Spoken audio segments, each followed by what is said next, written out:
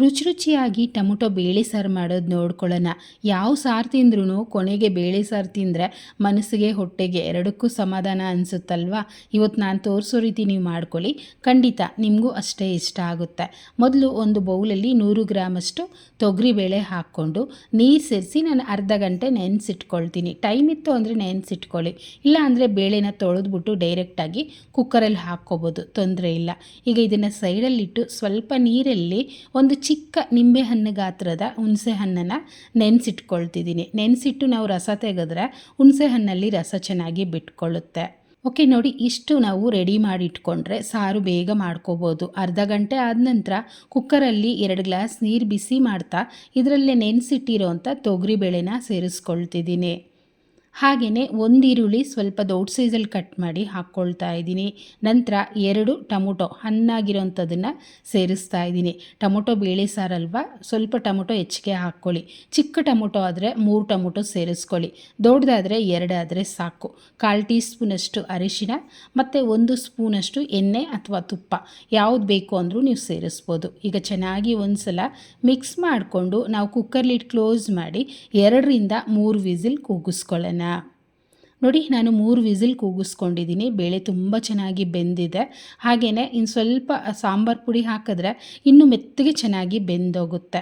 ಈಗ ನಾವು ಸಾಂಬಾರು ಪುಡಿ ಹಾಕ್ಕೋಬೇಕು. ನಾನು ಹೋಮ್ ಮೇಡ್ ಸಾಂಬಾರು ಪುಡಿ ಅಂದರೆ ಮನೇಲಿ ಮಾಡಿರೋ ಅಂಥದ್ದನ್ನೇ 2 ಟೀ ಸ್ಪೂನ್ ಹಾಕ್ತಾಯಿದ್ದೀನಿ. ಇದರಲ್ಲಿ ಖಾರ ಇರುತ್ತೆ, ಬೇರೆ ಖಾರ ಬೇಡ.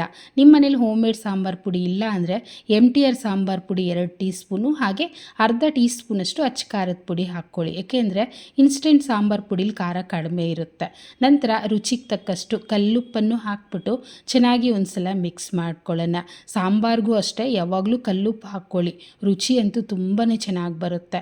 ಈಗ ಒಂದು 3 ಅಥವಾ 4 ನಿಮಿಷ ಕುದಿಸ್ಕೊಳ್ತೀನಿ. ನೋಡಿ, ಈ ರೀತಿ ಚೆನ್ನಾಗಿ ಕುದೀತಾ ಇದೆ, ನೀವು ನೋಡ್ತಾ ಇರ್ಬೋದು. ಈಗ ನಾವು ಹುಣಸೆ ಹಣ್ಣನ್ನು ನೆನೆಸಿಟ್ಕೊಂಡಿದ್ವಲ್ಲ, ಅದನ್ನು ಚೆನ್ನಾಗಿ ಕಿವುಚಿ ರಸ ತೆಗೆದು ಸೇರಿಸ್ಕೊಳ್ಳೋಣ. ಈ ಜಾಗದಲ್ಲಿ ನೀವು ರುಚಿ ನೋಡಿಕೊಂಡು ಉಪ್ಪು, ಹುಳಿ, ಖಾರ ಏನು ಕಡಿಮೆ ಇದ್ದರೂ ಹಾಕ್ಕೋಬೋದು. ಒಂದು ಸ್ವಲ್ಪ ಹೆಚ್ಚಿಗೆ ಇದೆ ಅನಿಸಿದ್ರೆ ಇನ್ನು ಸ್ವಲ್ಪ ನೀರನ್ನು ಹಾಕ್ಕೊಂಬಿಟ್ಟು ಕುದಿಸ್ಕೊಳ್ಳಿ, ಆಗ ನಮಗೆ ಪರ್ಫೆಕ್ಟಾಗಿರುತ್ತೆ. ನೋಡಿ, ನಾನು ಈ ಥಿಕ್ನೆಸ್ಗೆ ಮಾಡ್ಕೊಂಡಿದ್ದೀನಿ. ಇನ್ನು ಸ್ವಲ್ಪ ಕುದಿ ಬಂದ ನಂತರ ಇನ್ನೂ ಸ್ವಲ್ಪ ಗಟ್ಟಿಯಾಗುತ್ತೆ. ಈಗ ಮತ್ತೆ 2 ನಿಮಿಷ ಕುದಿಸ್ಕೊಳ್ಳೋಣ. ಚೆನ್ನಾಗಿ ಕೊತ ಅಂತ ಕುದೀತಾ ಇದೆ. ಘಮ ಅಂತೂ ತುಂಬ ಚೆನ್ನಾಗಿ ಬರ್ತಾ ಇದೆ. ಸಿಂಪಲಾಗಿ ಮಾಡ್ಬೋದು ಫ್ರೆಂಡ್ಸ್. ಯಾವಾಗ್ಲೂ ಸ್ಪೈಸಿಯಾಗಿ ತಿಂದು ಬೇಜಾರಾದಾಗ ಈ ರೀತಿ ಸಿಂಪಲಾಗಿ ನಾವು ಬೇಳೆ ಸಾರನ್ನು ಮಾಡಿಕೊಂಡ್ರೆ ಚೆನ್ನಾಗಿರುತ್ತೆ. ಓಕೆ, ಈಗ ಸ್ಟವ್ ಆಫ್ ಮಾಡಿ ಒಗ್ಗರಣೆ ಹಾಕ್ಕೊಳ್ತೀನಿ. 1 ಸ್ಪೂನಷ್ಟು ಎಣ್ಣೆ ಬಿಸಿ ಮಾಡಿ ಸ್ವಲ್ಪ ಸಾಸಿವೆನ ಸೇರಿಸ್ತಿದ್ದೀನಿ. ಹಾಗೆ ಅರ್ಧ ಟೀ ಸ್ಪೂನಷ್ಟು ಜೀರಿಗೆನೂ ಹಾಕ್ಕೊಳ್ತೀನಿ. ಸಾಸಿವೆ ಚಿಟಪಟ ಅಂತ ಸಿಡಿತಿದೆ. ಈಗ 7-8 ಸಾಂಬಾರು ಈರುಳ್ಳಿ, ಒಂದು 7-8 ಬೆಳ್ಳುಳ್ಳಿನ ಜಜ್ಜಿಬಿಟ್ಟು ಹಾಕ್ಕೊಳ್ತಿದ್ದೀನಿ.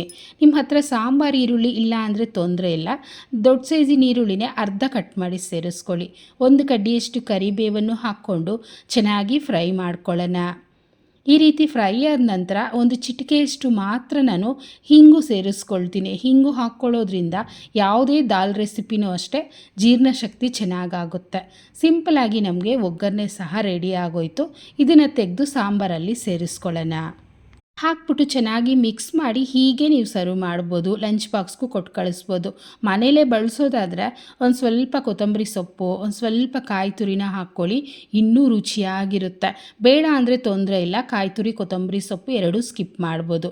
ನೋಡಿ, ನೀಟಾಗಿ ಮಿಕ್ಸ್ ಮಾಡ್ತಿದ್ದೀನಿ. ನೋಡ್ತಿದ್ರೆ ಗೊತ್ತಾಗ್ತಿರ್ಬೋದಲ್ವ ಸಾರು ತುಂಬ ಚೆನ್ನಾಗಿ ರುಚಿಯಾಗಿ ರೆಡಿಯಾಗಿದೆ ಅಂತ. ಈ ರೀತಿ ಸಾರನ್ನು ಮಾಡಿಕೊಂಡು ಅನ್ನದ ಜೊತೆ ಒಂದು ಸ್ವಲ್ಪ ಉಪ್ಪಿನಕಾಯೋ ಹಪ್ಪಳನೋ ಇದ್ದರೆ ಸಾಕು, ತಟ್ಟೆ ಪೂರ್ತಿ ಖಾಲಿ ಮಾಡ್ಬೋದು, ಅಷ್ಟು ರುಚಿಯಾಗಿರುತ್ತೆ. ಬೆಳಗ್ಗೆ ಚಪಾತಿ, ದೋಸೆ, ಇಡ್ಲಿಗೂ ಮಾಡ್ಬೋದು, ಮಧ್ಯಾಹ್ನ ಮುದ್ದೆ ಅನ್ನಕ್ಕೂ ಮಾಡ್ಕೋಬೋದು. ಒಂದು ಸಲ ಟ್ರೈ ಮಾಡಿ ನೋಡಿ, ಹೇಗೆ ಬಂತು ಕಮೆಂಟ್ ಮಾಡಿ, ಮತ್ತು ಲೈಕ್ ಮಾಡಿ, ಶೇರ್ ಮಾಡಿ, ನಂತರ ಚಾನೆಲ್ನ ಸಬ್ಸ್ಕ್ರೈಬ್ ಮಾಡ್ಕೊಳ್ಳಿ. Thank you.